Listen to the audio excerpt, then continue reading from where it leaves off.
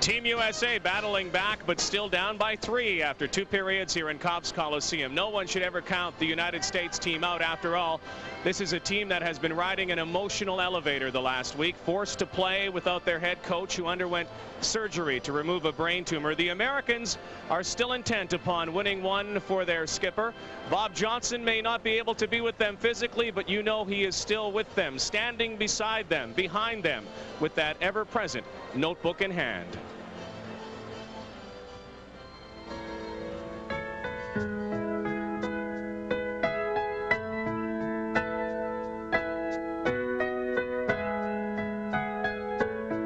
We're as a team just thinking about Bob and going out there and doing what he would want us to do, and that's go out there and win. And nothing needed to be said. Nothing was said. We all know what the game meant to him and what he meant to us, and we just went out. I think each of us individually went out and played it, especially for him. We didn't come right out and say it, but you know I played out and went out and worked extra hard just to get that win for me. No one can explain life's intricate mysteries and complex events. Neither can anyone explain the incredible resolve and determination of the human spirit.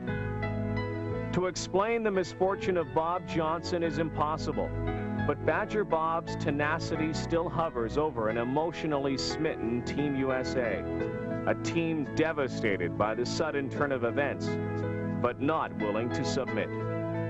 No one really wanted to go out and play, but to know his enthusiasm for the game of hockey and what he's meant to American hockey, he's really a pioneer, and there's nothing we could do except strap him up and go out there and do it the way he always taught us to. His top priority is to ensure that the players are positive and the coaching staffs are positive.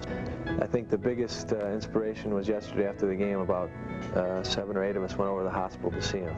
If you know how he coaches, he always carries a notebook with him.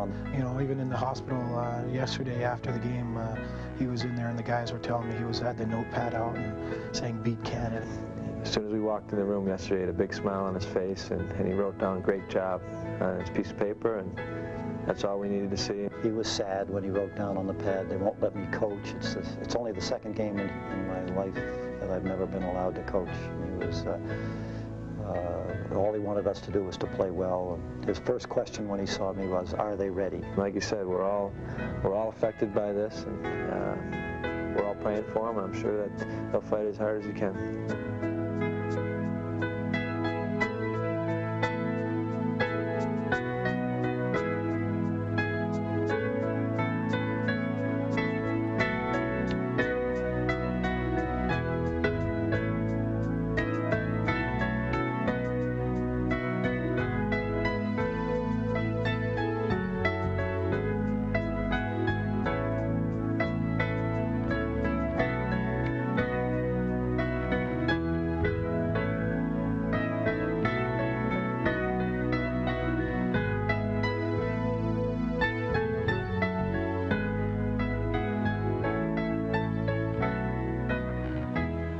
And that quote sort of says it all about Bob Johnson. To everyone who knew him, he always used to say, well, it's a great day for hockey. It's been a sad day for hockey the last few days, as a matter of fact, with that news about Bob Johnson. But we know he's a battler, we know he's a fighter, and all of us are sending our best wishes to Bob Johnson in a Pittsburgh hospital. Get well soon, Bob.